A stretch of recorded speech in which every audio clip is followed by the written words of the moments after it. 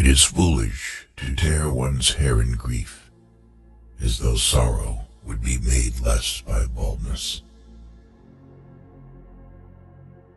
Boastful speeches are the first sign of weakness, and those who are capable of great things keep their mouths shut.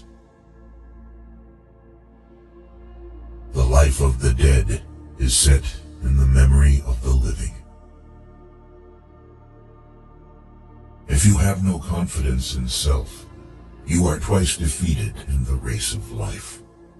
With confidence, you have won even before you have started. Your enemies can kill you, but only your friends can hurt you.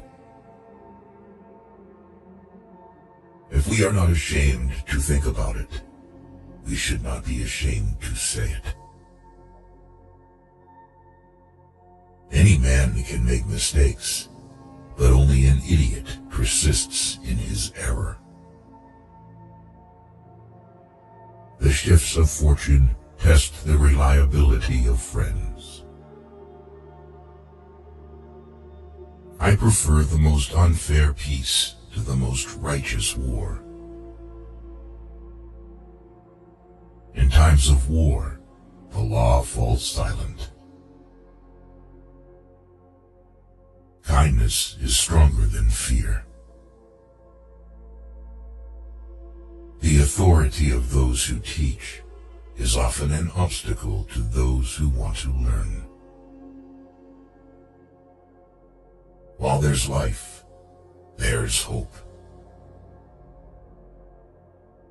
Endless money forms the sinews of war. The greatest victory is victory over yourself. A friend is a second self. I am never as busy as during my leisure hours. Silence is one of the great arts of conversation. The causes of events are ever more interesting than the events themselves.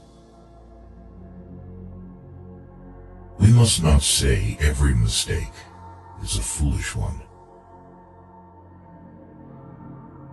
Law applied to its extreme is the greatest injustice. Books, our unfailing companions.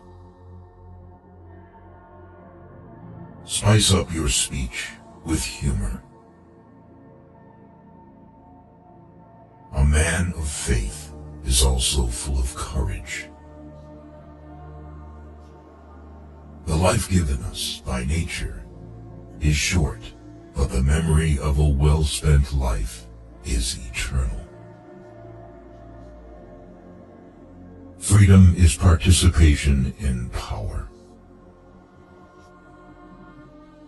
The reward of friendship is friendship itself. You can't love either the one you're afraid of or the one who's afraid of you. Diseases of the soul are more dangerous and more numerous than those of the body. Impunity is the greatest encouragement of crime. In the world, there is nothing better and more pleasant than friendship. To exclude friendship from life is the same as to deprive the world of sunlight. Though silence is not necessarily an admission, it is not a denial either. The function of wisdom is to discriminate between good and evil. Nothing stands out so conspicuously or remains so firmly fixed in the memory as something which you have blundered. We are bound by the law so that we may be free. has money cannot be punished. Order is most helpful for clear assimilation. In all matters, before beginning, diligent preparation should be made. Every man can tell how many goats or sheep he possesses, but not how many friends. It is our own evil thoughts which make us. Freedom will bite back more fiercely when suspended than when she remains undisturbed. To study philosophy is nothing but to prepare oneself to die. A happy life consists in tranquility of mind. Old age, the crown of life, our play's last act. No one can give you better advice than yourself. Good and evil cannot be treated the same way. Love is the attempt to form a friendship inspired by beauty. Ability without honor is useless. To teach is a necessity. To please is sweetness. To persuade is a victory. Even those philosophers who wrote treatises against fame did not forget to put their name in the title of their book. Wisdom is the only thing which can banish sorrow from the breast. It is a great thing to know your vices. Thrift is an important source of wealth. Nature herself has imprinted on the minds of all the ideas of God. It is the peculiar quality of a fool to perceive the faults of others and to forget his own. He only employs his passion who can make no use of his reason. Happiness should be asked from God. Wisdom should be acquired by yourself. What then is freedom? The power to live as one wishes. Stupidity tends to see other people's vices and forget about their own. We need to eat and drink enough so that our strength is restored and not suppressed. A mental stain can neither be blotted out by the passage of time, nor washed away by any waters. To be content with what we possess is the greatest and most secure of riches. If you have a garden and a library, you have everything you need. True law is right reason in agreement with nature. It is of universal application, unchanging and everlasting. It summons to duty by its commands, and averts from wrongdoing by its prohibitions. Be rather than seem. Friendship improves happiness and abates misery by doubling our joys and dividing our grief. The one to whom the service is rendered should remember about it, and the one who rendered it should not remember about it. In fears and danger, we are more inclined to believe in miracles.